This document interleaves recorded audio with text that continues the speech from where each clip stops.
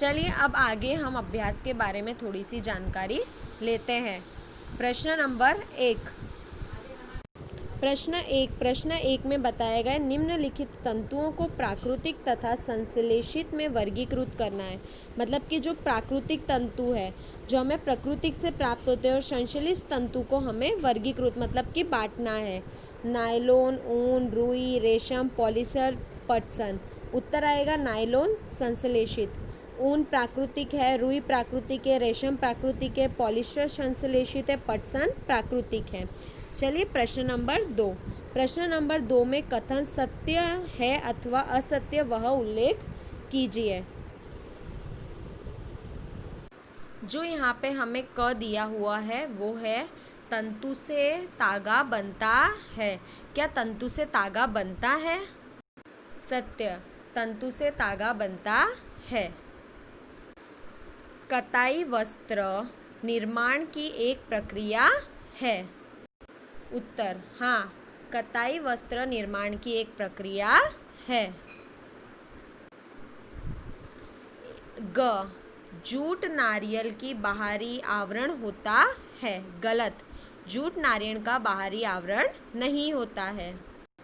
देखिए असत्य है। रुई से बीज हटाने की प्रक्रिया को ओटना कहते हैं। सही, रुई से बीज हटाने की प्रक्रिया को ओटना कहते हैं। ड, तागों की बुनाई से वस्त्र का एक टुकड़ा बनता है। सत्य, तागों की बुनाई से वस्त्र का टुकड़ा बनता है। आगे, रेशम तंतु किसी पादप के तने से प्राप्त होते हैं। गलत। 6, पॉलिस्टर एक प्राकृतिक तंतु है। गलत।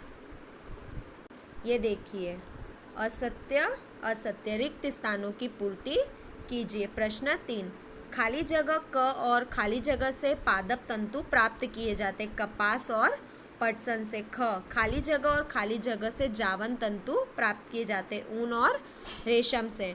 प्रश्न 4 में रुई तथा पटसन पादप के किन भागों से प्राप्त होता है? उत्तर, रुई कपास के पौधे के फल से प्राप्त जबकि जूट पादप के तने से प्राप्त होता है।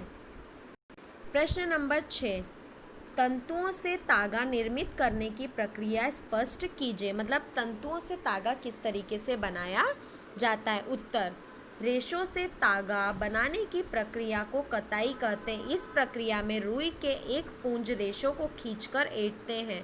ऐसे करने से रेशे पास पास आ जाते हैं और तागा बनता है। कताई के लिए एक सरल युक्ति हस्त तकुआ का उपयोग किया जाता है जिसे हम तकली कहते हैं। जो विद्यार्थियों मैंने आपको चित्र में बताया था। हाथ से प्रचलित कताई में उपयोग होने वाली एक अन्य युक्ति चरखा है। वृहद पैमाने पर तागों की कताई का कार्य कताई मशीन की सहायता से किया जाता है। विद्यार्थियों यहाँ पे आपका पाठ 3 तंतु से वस्त्र तक समाप्त होता है। धन्यवाद विद्यार्थियों।